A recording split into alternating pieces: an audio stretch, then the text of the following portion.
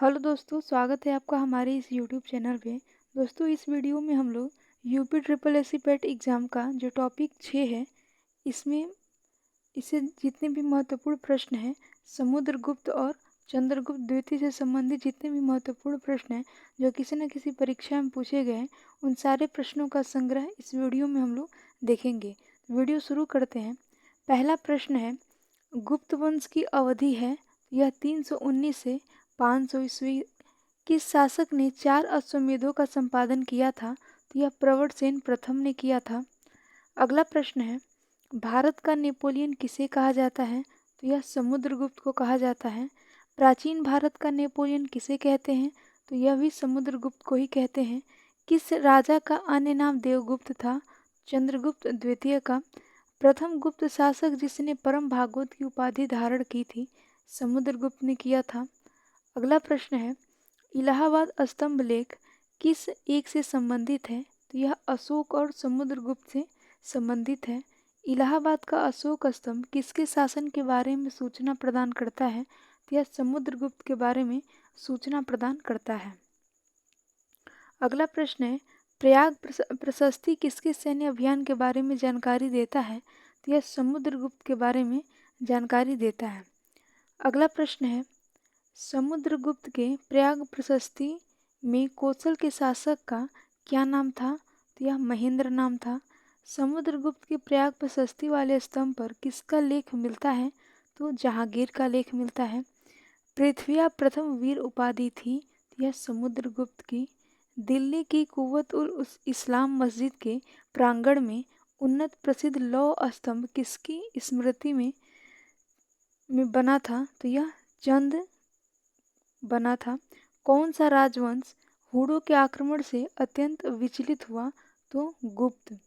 अगला प्रश्न है, हुडों ने भारत पर आक्रमण किया था तो स्कंदगुप्त के शासनकाल में किस गुप्त शासक ने हुडों पर विजय प्राप्त की? तो स्कंदगुप्त ने विजय प्राप्त किया था। अगला प्रश्न है, किस अभिलेख से ज्ञात होता है कि स्कंदगुप्त ने हुडों को पराजित किया था? तो यह अरब आक्रमण से पता चलता है। शक विजेता किसे कहा जाता है? तो चंद्रगुप्त द्वितीय को कहा जाता है। रजत सिक्के जारी करने वाला प्रथम गुप्त शासक था, तो यह चंद्रगुप्त द्वितीय था। प्रसिद्ध चीनी यात्री फाहियान ने किसके शासनकाल में भारत की यात्रा की? तो चंद्रगुप्त द्वितीय के शासनकाल में। अगला प्रश्न है, यहाँ पे कुछ शासक दिए गए हैं और उनकी रानियों का नाम है। जैसे चंद्रगुप्त की रानी का नाम कुमार देवी, समुद्रगुप्त की दत्ता देवी, चंद्रगुप्त द्वितीय की कुबेर नागा और कुमारगुप्त की रानी का नाम जो था वह अनंत देवी था।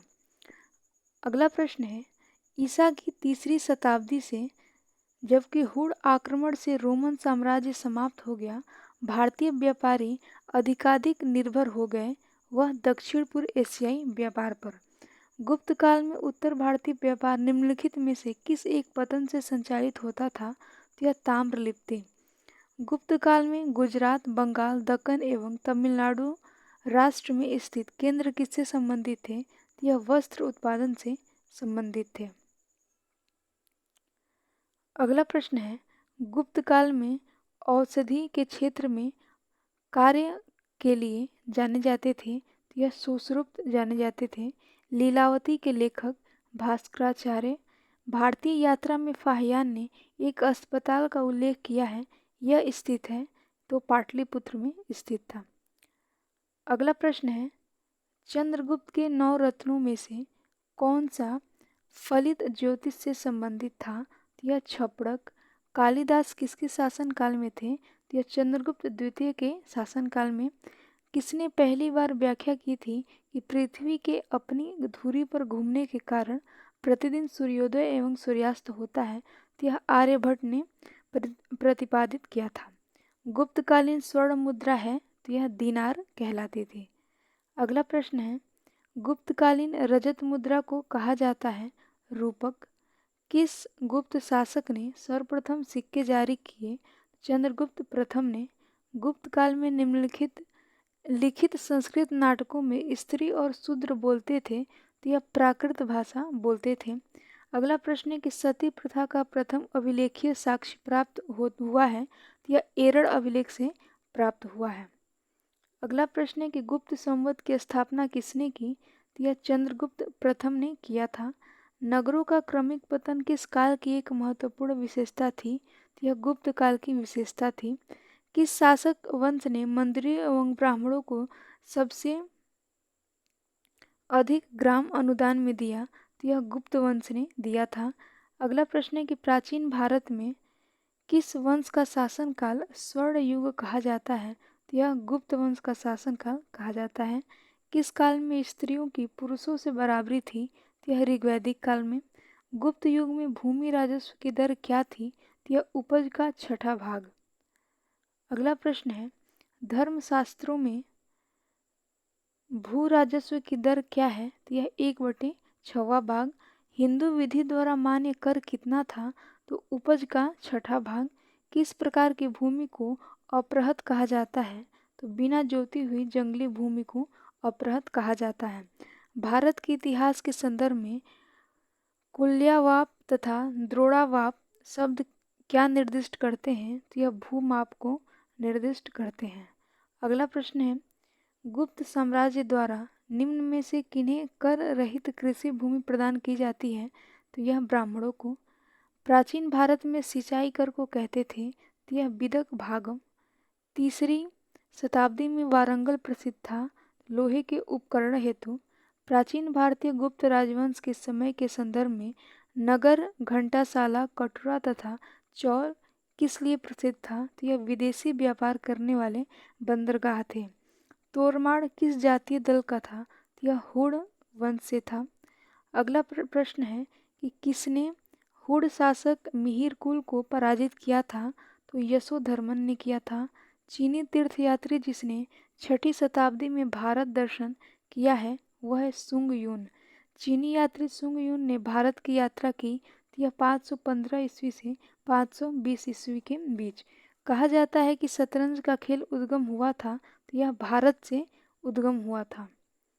अगला प्रश्न है कि शूद्रक द्वारा लिखी हुई प्राचीन भारतीय पुस्तक मृक्षकटिकम का विषय था तो यह एक धनी व्यापारी और एक गणिका की पुत्री की प्रेम गाथा थी। अगला प्रश्न है कि प्राचीन सांख्य दर्शन किसका महत्वपूर्ण योगदान है तो यह कपिल का। कपिल मुनि द्वारा प्रतिपादित दार्शनिक प्रणाली है यह सांख्य दर्शन। योग दर्शन के प्रतिपादक पतंजलि हैं। महाभाष्य के लेखक पतंजलि समसामयिक थे तो यह पुष्यमित्र शुंग के समसामयिक थे। अगला प्रश्न है नव्य न्याय संप्रदाय स्कूल के संपादक कौन थे तो यह गंगेश और उदयन। जब तक जीवित रहो सुख से जीवित रहो चाहे इसके लिए ऋण ही लेना पड़े क्योंकि शरीर के भस्मीभूत हो जाने पर पुनरागमन नहीं हो सकता। पुनर्जन्म का निषेध करने वाली यह उक्ति किसकी है तो यह चार्वाकों की उक्ति है।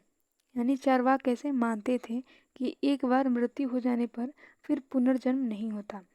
अगला प्रश्न है केवल प्रत्यक्ष प्रमाण को कौन स्वीकार करता है तो यह चार्वाक। कौन एक चार्वाक के अनुसार सर्वोच्च मूल्य है काम। न्याय दर्शन को प्रचारित किया था गौतम ने। मीमांसा के प्रणेता थे जैमिनी। कर्म का सिद्धांत संबंधित है मीमांसा से। किस दर्शन का मत है कि वेद शाश्वत सत्य है तो यह मीमांसा का मत है। अपूर्व का सिद्धांत संबंधित है तो यह मीमांसा से संबंधित है। अगला प्रश्न है कि किस भारतीय दर्शन ने परमाणु सिद्धांत का प्रतिपादन किया तो यह वैशेषिक ने किया था। लोकायत दर्शन किसको कहा जाता है चार्वाक। अद्वैत दर्शन के संस्थापक शंकराचार्य थे। शंकर के दर्शन को कहा जाता है अद्वैतवाद। प्रच्छन्न बौद्ध किसे कहा जाता है शंकर को। अगला प्रश्न है